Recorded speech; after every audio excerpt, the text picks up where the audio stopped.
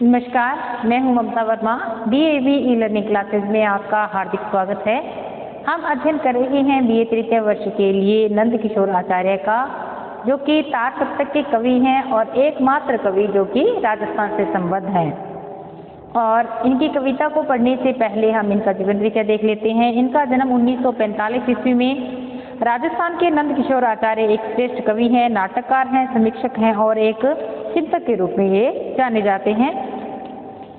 हिंदी जगत में इन्होंने अपनी अलग पहचान बनाई है। इन्हें अज्ञे ने अपना चौथा सप्तक में शामिल किया था। आचार्य जी की कविता अपने समकालीन कवियों की कविता इस रूप में भिन्न है कि वे प्रेम, प्रकृति और अपने अस्तित्व की दृष्टि के रहस्य को अपने कविता के अनुशासन, उसके रचाव में समझने का प्रयास करते हैं। आचार्य जी अच्छे विचारक और चिंतक हैं। उनका चिंतन उनकी कविताओं में भी मुखर है, इसलिए उनकी कविता में गंभीरता का परिवेश विद्यमान है। उनकी भाषा भी अनुभव और संवेदना के अनुरूप गंभीर किंतु अभिव्यंजक होती है। कविता में अनेक अर्थों में गूंज होने के कारण भाषा और क्षमता और बढ़ जाती है।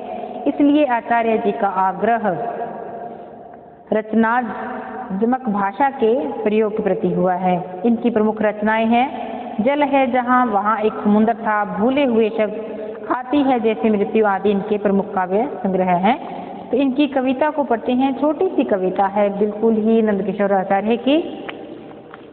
कहीं भी समतल नहीं है शहर, धड़धड़ाता हुआ दोपहिया या तिपहिया कोई, बूढ़े को कुचलता सा छोड़ता हुआ मुँह पर धुआं, घबराया एक पल रुककर, वह बुदबुदाया है कोई, सुनता नहीं कोई जिसे झुंझलाता, अपने ही वापस चल देता है बूढ़ा शहर, लाठी को और ताकत से पकड़ता हुआ।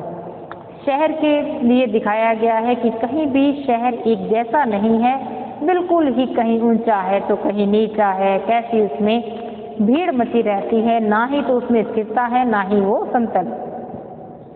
ये कैसा लगता है शहर के धड़धड़ाया हुआ दुपहिया या तिपहिया कोई।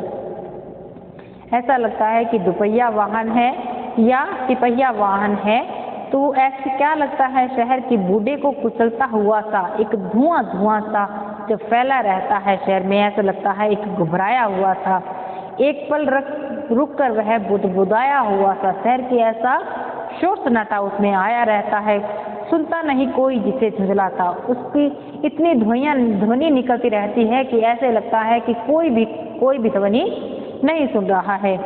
अपने ही से ही वापिस चल देता बूढ़ा शहर, और अपने ही आप में समाया है, न जाने कितना पुराना यह शहर है, लाठी और ताकत से पकड़ता हुआ, न जाने किसके सहारे ये बूढ़ा शहर है। वो चलता जा रहा है लेकिन इसका कोई साध नहीं है। फिर एक कविता है इनकी, कुछ भी तो नहीं ठीक से हुआ, न बचपना न समझदारी, न दोस्ती न दुश्मनी, न प्रेम न परिवार, न तंदुरुस्ती न बीमारी, न हंसना न रोना, न नींद न जागना, न रेंगना, न तनकर खड़े पहन रह पाना, कविता भी नहीं, न कामदी न त्रासदी, ठीक से जीवन और इसलिए डरता हूँ ठीक से मरूंगा तो सही। क्या कहते हैं कि हर जैसा जीवन चाहते हैं कुछ भी ठीक से नहीं हुआ, न ही तो बचपन का पता नहीं था कैसे जीते हैं, बचपन से नहीं, ना ही बहुत समझदार था कि किसी में आगे एक नाम लिया हो, ऐसा कुछ भी नहीं, ना ही तो अच्छे से दोस्ती निभाई गई, ना अच्छे से दुश्मनी निभाई गई, न ही तो अच्छे से प्रेम संबंध निभाए गए, न ही अच्छे से मैं पारिवारिक सदस्य बन पाया हूँ, न ही तो अच्छे से मैं तंदुरुस्त रहा, और न ही अच्छे से बीमारी का कोई इलाज कर पाया हूँ, ना ही अच्छे से बहुत खुलकर हंसा हूँ, न जाने कितनी मर्यादाएं थी, और न ही जोर से मैं रो पाया हूँ, और न जागा, ना पेट भर के मन भर के नींद ले सका हूँ, ना मैं जागा तो कोई काम का नहीं था, न रेंगना न तन कर खड़े होना, न ही किसी के सामने बहुत झुका हूँ कि जहाँ मुझे झुकना चाहिए था, न ही इतना मैंने कुछ काम किया कि मैं गर्व से तन कर खड़ा हो सकूं, न कविता भी नहीं कि न कामदा हुआ, न ही तो बिल्कुल ही जैसे सुखांत नाटक होते हैं उनके समान जीवन जिया, न त्रासदी ना ही दुखांत, त्रासदी होता है दुखांत, तो ना ही बिल्कुल दुख है, यानी कि एक बिचला सा मेल, ना जाने कैसा जीवन मैंने जिया है ठीक से। अब कुछ भी ठीक से नहीं हुआ तो क्या लगता है, इसलिए डरता हूँ कि ठीक से मरूंगा तो नहीं, कि फिर मरूंगा भी ठीक से नहीं, कि कुछ भी ठीक से अच्छे से नहीं हुआ तो मरना भी ठीक से नहीं होगा, ऐसा लगता है। फिर है पहला शब्द हो जैसे, तुम्हारी आवाज़ ढल जाती है चेहरे में मेरे ऐसे, वह पहला शब्द हो जैसे जिसका रूप है तेरी कायनात सारी। अपने प्रिय है उसके शब्द को कहते हैं कि जब उसकी पहली ध्वनि को जो सुनते हैं, उसके पहले शब्द को सुनते हैं तो वो अतीव आकर्षक हो जाता है। तो कवि क्या कहता है अपने प्रियतम के लिए कि तुम्हारी आवाज़ ढल जाती है चेहरे पर मेरे ऐसे, कि जब तुम्हारा पहला शब्द सुना तो ऐसा लगता है कि मेरे चारों ओर उस शब्द का आवरण बन गया। वह पहला शब्द है, ऐसा लगता है कि वो सृष्टि का ही पहला शब्द हो, कि इतना अच्छा इतना प्रिय लगता है यह कायनात सारी की सारी सृष्टि का ये पहला शब्द हो। फिर है किसे निवेदित, नहीं मालूम हो या नहीं रच देती है तुम्हें लेकिन प्रार्थना मेरी, सृष्टा करती हुई मुझे मैं भी प्रार्थना हूँ क्या तुम्हारी, ओ मेरे सृष्टा किसे निवेदित पर। कि मैं नहीं मालूम हो या नहीं, मैं नहीं जानता कि ये सृष्टा तुम हो या नहीं, यानी कि तुम मुझे रचने वाले हो, लेकिन मेरी प्रार्थना, मैं प्रार्थना करता हूँ ये सृष्टा, मुझे ये भी नहीं पता कि आप हो या नहीं, लेकिन आपके सम्मुख मैं झुक जाता हूँ और विधाता के लिए मेरी प्रार्थना रची जाती है। अब जब मैंने प्रार्थना रची गई है आपके लिए, क्यों क्या मैं भी किसी के लिए रचा गया हूँ, क्या मैं भी उस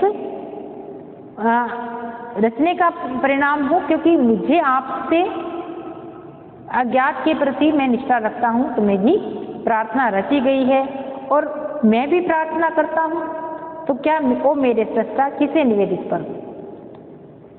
झरे नहीं तो क्या रहे हैं झूम तांबाई पत्तों के गुच्छे, अपने इस झूमने में ही कृतज्ञ हो रहे हैं झरकर सार्थक करते हवा से मिलने को अपने। झरे नहीं तो क्या, यानी कि जो पीले पीले पत्ते हैं लेकिन वो पेड़ से या लता से चिपके ही हुए हैं, नीचे नहीं है, तो अगर वो नीचे नहीं गिरे तो क्या हुआ।